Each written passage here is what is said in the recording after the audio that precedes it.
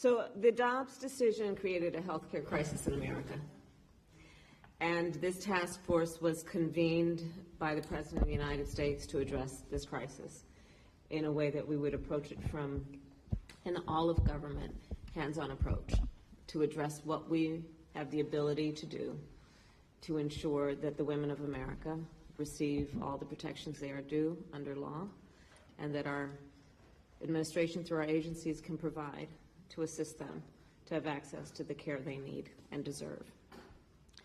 We believe, and I certainly believe, that a woman should have the freedom to make decisions about her own body, and that her government should not be making those decisions for her. We believe that if she chooses, she of course will and can consult with her physician, with her loved ones, with her faith leader. One does not have to abandon their faith or beliefs to agree that the government should not be making these decisions for the women of America. Today's extremist so-called leaders are attacking the freedom and liberty of millions of women. At a state level in Arizona, for example, a judge recently upheld an 1864, that's not a statute, that's the year, 1864 abortion ban with no exceptions for rape or incest. In Wisconsin, as another example, that state activated an abortion ban that was passed in 1849. That's 173 years ago. And make note that at that time, women also did not have the right to vote. What we are seeing in laws around our country is the criminalization of doctors and healthcare providers. In some situations, up to 5 to 6 years in prison would be the penalty. These laws have been written and passed, many of them when women were deprived, like I said, of their full rights as citizens and the right to vote, when we were thinking about those laws from 1864 and 1849.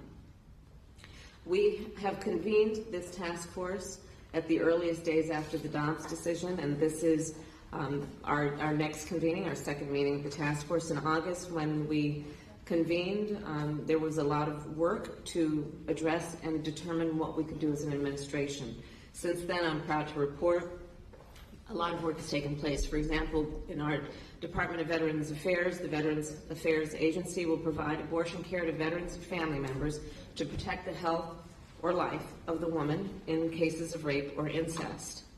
An example of the work that is happening includes the Department of Education, which is making clear that it is against the law under Title IX to discriminate on the basis of pregnancy. At the Department of Justice, we know that the Department of Justice filed a lawsuit in Idaho to protect emergency medical care. And the Idaho federal court issued a preliminary injunction against the ban there. It is important to note that if there were a national law that was passed in the United States Congress to protect reproductive care, so-called leaders then could not ban abortion. Even in the cases of rape and incest, they could not criminalize providers. They could not limit access to contraception if Congress passed a law that protected these rights. So it is important for everyone to know what is at stake. To stop and reverse these attacks on women, we need to pass such a national law. And so we need the American people to make their voices heard and take a stand on the right of all women to exercise their choice to have access to reproductive health care. And I'll close by mentioning that, as we know, Justice Clarence Thomas said the quiet part out loud in terms of the other rights that are also now at stake, such as access to contraception and same-sex marriage, marriage equality. And we already see, by the way, our early warnings of that taking place. Take, for example, what's happening at the University of Idaho, which is refusing to provide contraception to their students. It's already starting. So again, this presents this issue, a crisis, as it relates to healthcare in America. And in response, we will continue to do the work as an administration including working with folks in our country to build a coalition around all folks who understand what is at stake for them and the people they love. And with that, I will again thank Jen Klein for her work and co-chair Secretary Becerra, and pass it back to you, Jen, to moderate the discussion. Thank you, Vice President Harris, for your leadership, of course, and for your continued commitment to these issues. It's now my honor to turn to you, Mr. President. President Biden. It's on. Okay, got it. Well, first of all, I created this task force in the aftermath of the Supreme Court's, most people would acknowledge, is a fairly extreme decision in Dobbs to launch a whole-of-government approach to address the damages of that decision. Excuse me. And I've said before, the court got Roe right nearly 50 years ago, and the Congress should codify the protections of Roe and do it once and for all. But right now, we're short a handful of votes. So the only way it's going to happen is if the American people make it happen. And meanwhile, congressional Republicans are doubling down on the extreme position with the proposal for a national ban. Let me be clear what that means. It means that even if you live in a state where extremist Republican officials aren't running the show, your right to choose will still be at risk, because Republicans in Congress want to pass a law to take away the right to choose for every woman in every state in every county. And there's no pushing back from that. It's also pushing laws to not allow for exceptions of rape and incest, and or the life of the mother in some cases. And it's really scary part that in some states they're already succeeding. When the Dobbs decision came down, I said, and Justice Thomas warned us very plainly, that this wouldn't stop with a woman's right to choose. And it would extend to the right to privacy itself, and things like contraception. And so it was no surprise that we're seeing extremist laws pop up around the country that are having a ripple effect far beyond the health rights of a pregnant woman. We have doctors here with us today who are on the front lines of this crisis, and many of these laws would make doctors criminals just for treating a patient. In Arizona, they had a law which has been mentioned by the Vice President on the books in 1864. That's 1864, during the Civil War, and went into effect again a week and a half ago.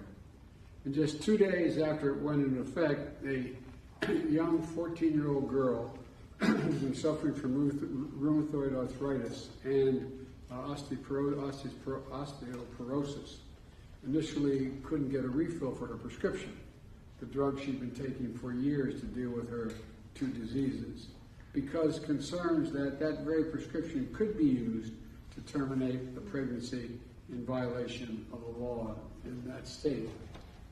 And that's exactly what we're afraid would happen.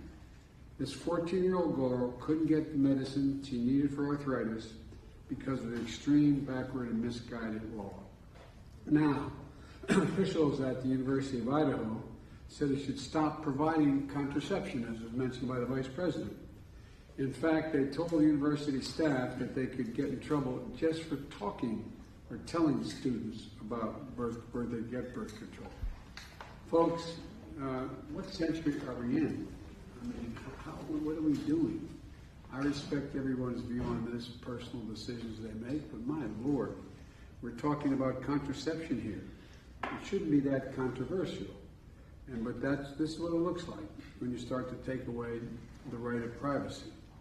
I've asked Education Secretary Cardona to look at the steps that we can take to protect college students and school employees in Idaho or other states where their access to contraception is at risk.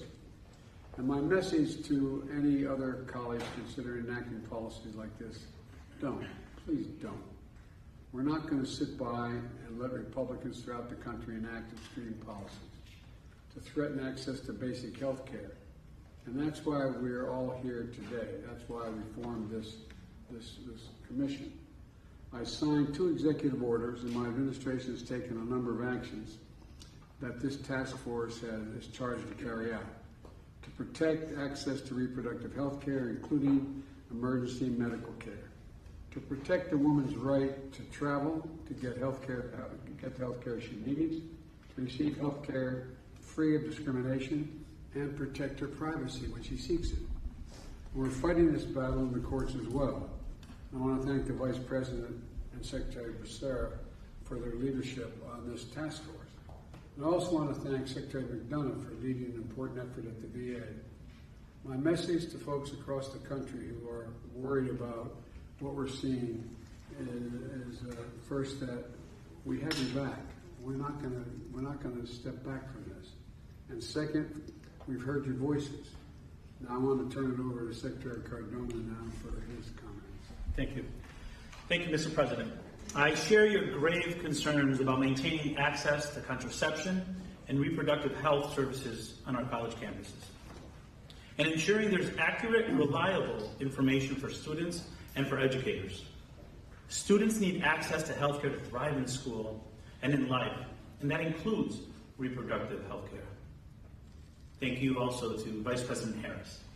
In August, we met with college leaders grappling with new, sweeping restrictions to their states. Our work together is ongoing.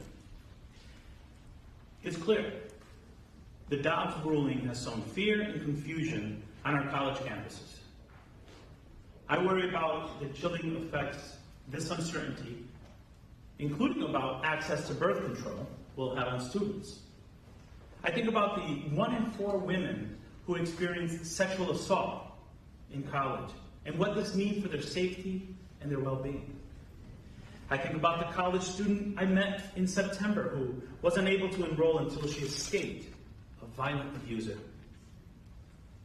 Access to reproductive health care is vital to these students and to countless others for success in college and beyond. Today, my department is issuing a new resource to remind schools of their obligation under Title IX. For 50 years, Title IX has protected students from sex-based discrimination, and since 1975, it has also protected students from discrimination based on pregnancy, termination of pregnancy, or any related conditions. My department is fully committed to enforcing Title IX's protections. The resource also explains how to file a complaint with your school or our Office for Civil Rights if you or someone you know encounters discrimination. Today, I want to be clear with college leaders in America. Access to contraception should not be in question. And access to health care, including reproductive health care, is critical to the well-being and success of our nation's students. If you're committed to student success, you must be committed to student health. Thank you. Thank you so much, Secretary Cardona, again, for your partnership, for your leadership. Now we're going to turn to the real experts in the room, the physicians who have come to talk about the impact that Dobbs is having and the laws passing across the country are having on their practice and their patients. We're going to start with you, Dr. Nisha Verma. Thank you. Good afternoon, President Biden, Vice President Harris, and distinguished members of the task force. It is an honor to join you today. My name is Dr. Nisha Verma, and I am a board-certified, fellowship-trained obstetrician-gynecologist who provides full-spectrum reproductive health care. I'm a fellow of the American College of OBGYNs and currently provide care in Georgia. Growing up in the South, I saw firsthand the devastating impacts of restrictions on contraception and abortion care in the lives of real people, my friends, family, and people in my community. They are the reason I am here before you today. I became a doctor and OBGYN because of my drive to care for people without judgment throughout the course of their lives, regardless of their healthcare needs. Now, the Supreme Court's decision to overturn the constitutional right to abortion care has wreaked havoc across this country as states, including Georgia, have severe abortion bans in effect and have threatened clinicians with criminal penalties. Because of a law that is not based in medicine or science, I am forced to turn away patients that I know how to care for. I have had teenagers with chronic medical conditions that make their pregnancy very high risk, and women with highly desired pregnancies who receive a terrible diagnosis of a fetal anomaly cry when they learn that they can't receive their abortion in our state and beg me to help them. Imagine looking someone in the eye and saying, I have all the skills and the tools to help you, but our state's politicians have told me I can't.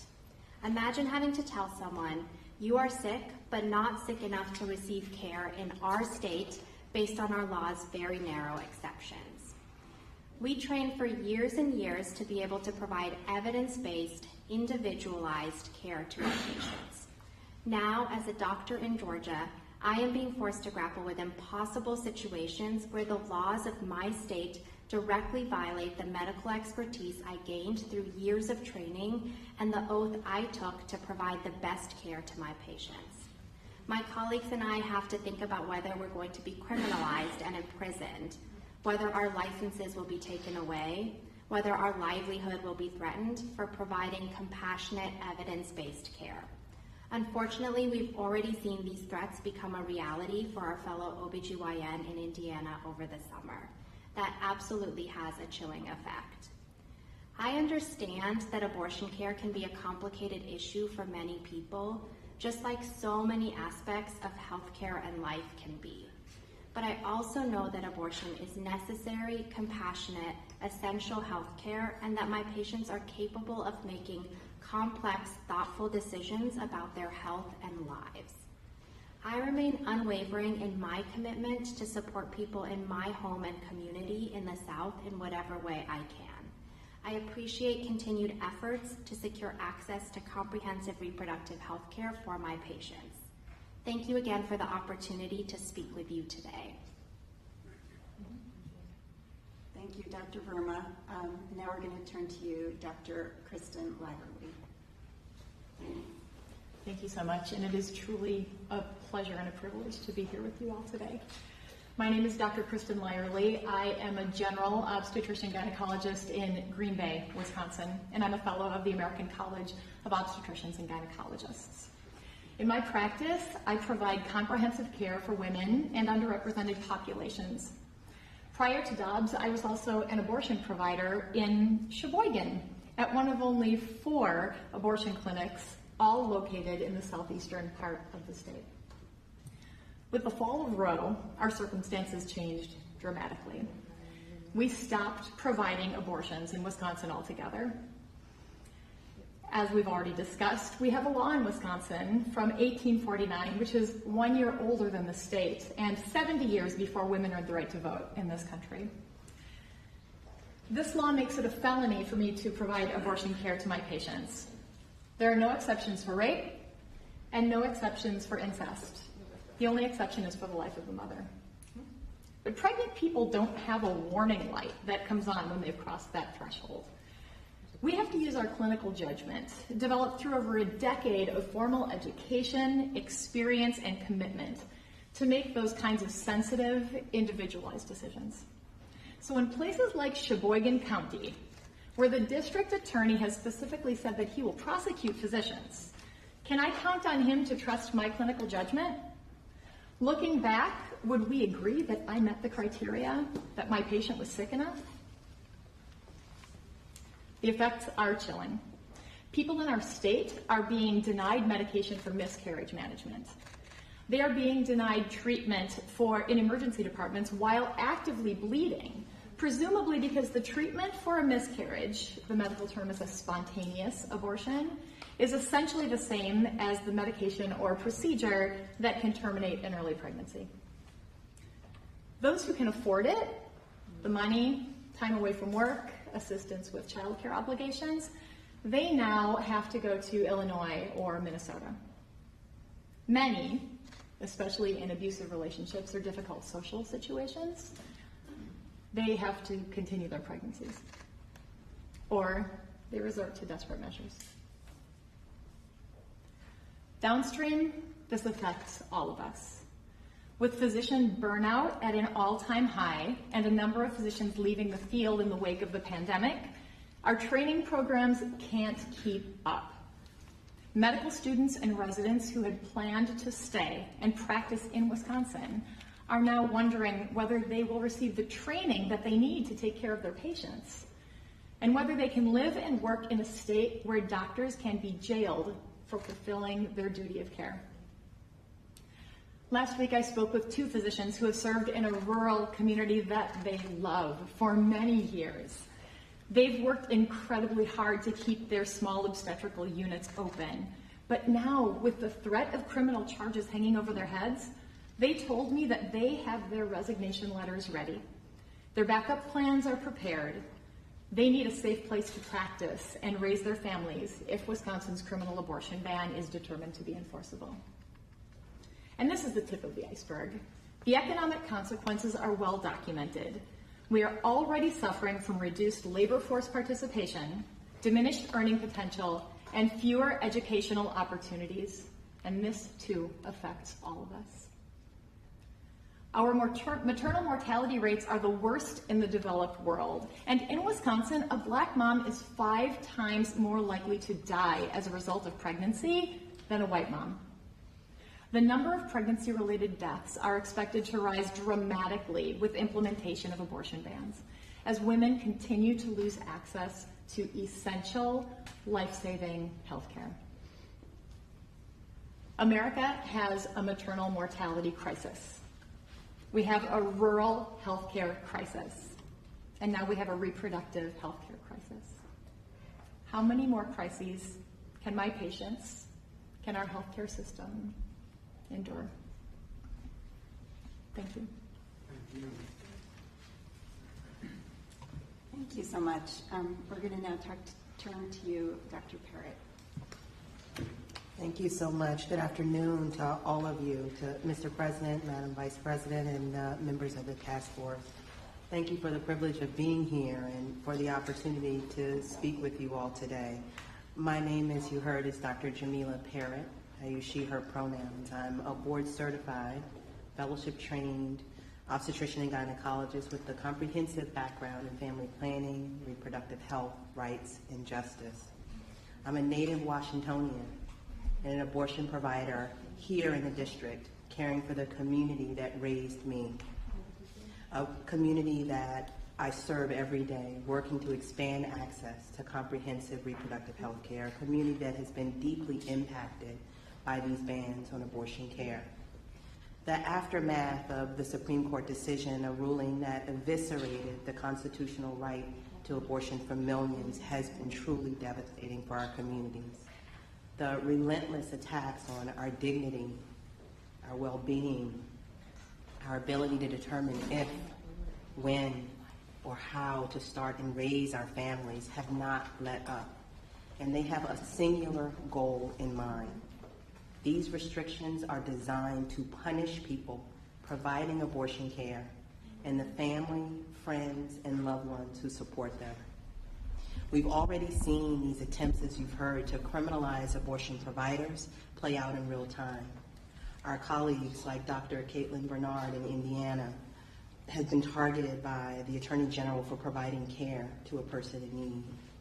My friend and colleague and Texas-based abortion provider, Dr. Ghazala Moyedi, has been threatened multiple times by the Texas officials and has been forced to stop providing care due to threats of criminal punishment and harassment. Abortion is health care. It is our human right. It is safe. And despite the claims that these bans are improving the safety and well-being of the care we provide, it is actually these bans themselves that are harming our communities. The ripples effects that we see play out on the ground are devastating, and abortion bans are impacting, as you heard, all aspects of reproductive health care, including miscarriage and pregnancy care for ectopic pregnancy. While abortion bans should never impact the ability for folks to get emergency care, the confusion and uncertainty created by these restrictions creates chaos at healthcare institutions, and providers are worried. We're worried about being held criminally responsible for the emergency care that we provide to folks in need. And moreover, evidence shows that abortion bans, as you heard, will already exacerbate abysmal maternal mortality rates. And recent data found that banning abortion will increase maternal mortality by 24% for all women and almost by 40% for Black women. And this is particularly worrisome given the worsening maternal mortality gap that disproportionately impacts Black, brown, and indigenous women. As the landscape of abortion access continues to shift, I urge us to remember that these attacks are not new. They did not begin, and they will not end with the Dobbs ruling. What we're seeing now is the same intent dressed up in brand new clothes. The goal all along has never wavered: to ban all abortion care and to coerce and to control options that people have in making decisions about our families and about our futures. What is new now, however, is that anti-abortion policymakers have been granted a green light to outwardly, as opposed to subtly, ban abortion access, to jail and punish providers and other healthcare professionals, including doctors, to force people to remain pregnant against their will and sometimes at the risk of their very life. We have no reason to believe these attacks will end with overturning Roe. We need bold, immediate, brave action to protect our communities and to push for legislation that reinstates basic human rights for every person, no matter where they live. There are no safe states. There are no sanctuary cities, even here in the district, especially here in the district, because we lack home rule. We have no right to make decisions about our own futures. I appreciate the opportunity for being here today, for sharing my story with you, for listening to medicine. Thank you all for listening to the science, listening to people who have abortions, and those of us who provide abortion care. I look forward to partnering with you all as the work continues ahead. Thank you. Thank you, Dr. Parrott. And last, I'd like to turn to Dr. Saudia Haider. Good afternoon, President Biden, Vice President Harris, and the members of the task force. It's an honor and privilege to be here to speak to you about my experience as a family planning provider in Illinois. My name is Dr. Saudia Haider. I'm also a board-certified OBGYN, family planning trained subspecialist, and a fellow of the American College of OBGYN. I provide comprehensive obstetrical and gynecologic care to all of my patients, including abortion and contraception.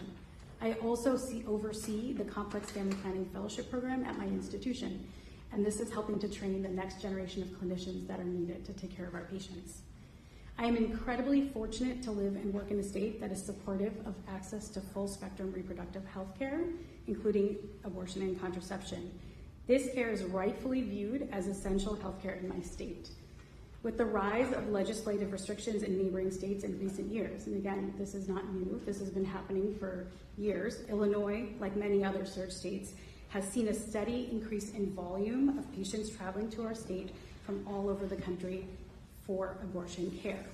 While Dobbs data is not yet available, we expect the number of patients traveling to Illinois will dramatically rise in the coming months to years, with estimates that patient volume will increase up to 100%, with some projections that 20 to 30,000 patients may travel to each year to the Chicago area to seek abortion care.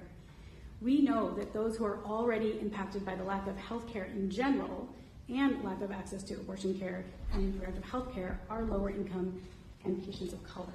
These are the patients that will continue to disproportionately be impacted by the Dobbs decision, worsening the maternal health crisis that already exists in our country, as well as the health inequities that persist.